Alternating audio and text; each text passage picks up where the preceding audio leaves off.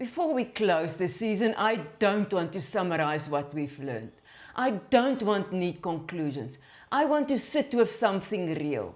Because hope, real hope, doesn't look like a breakthrough. It looks like ordinary people that doing hard things quietly. I've seen it up close. There's a sound that fills a bedroom when someone you love needs oxygen at night. It hums, soft, constant, unavoidable. For a while there was resistance, silence, pride. 3 weeks of pretending, oh no, that's not necessary. And then one night, the switch flipped.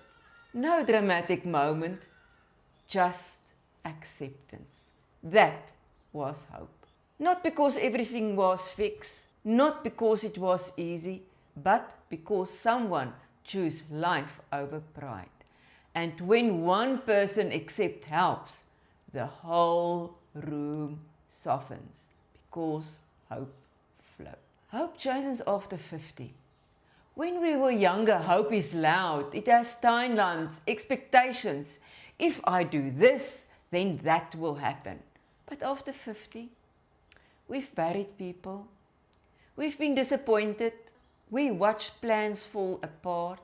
Hope becomes quieter. Not gone, just refined. It shifts from fixing to holding. Let's talk about the financial envelope. There's a woman sitting at a dining table. It's late afternoon, an envelope in her hand. This envelope bothers her now for weeks. She knows there's an invoice inside there. She don't know how to pay it. She can't pay it. For weeks it stayed unopened. Because as long as it was seals, the truth could wait. But one afternoon she opened it. Not bravely, not confidently, just honestly. She wrote the numbers down, called the people.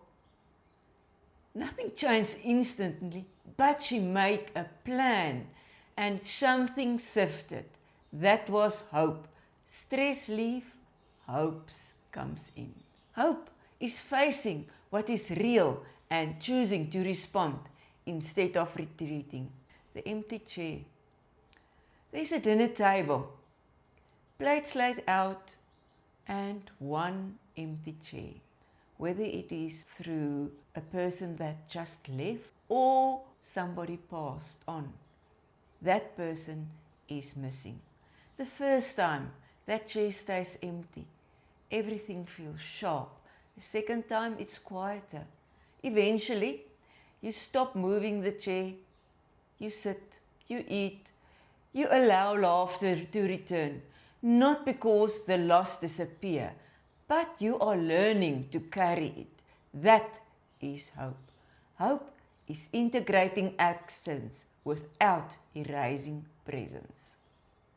And when one person at the table allows joy back, others feel the permission to breathe again. Hopes spread through permission. And if you feel tired, and if you were listening and thinking, I don't feel hopeful, I feel tired, please hear this gently. Hope is not energy. Hope is direction.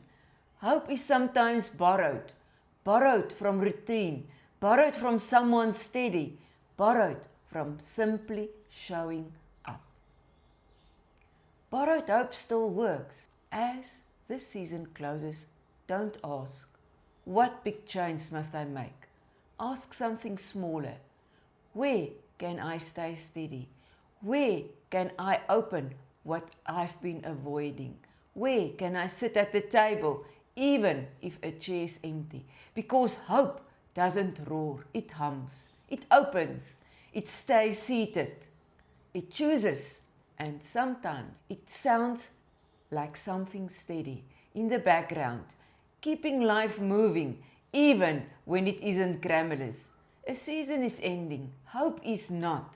And if you have carried even a small piece of it, you have already made the room softer than you realize. I'll see you next season. Keep on hoping, keep on thriving. Thanks for listening.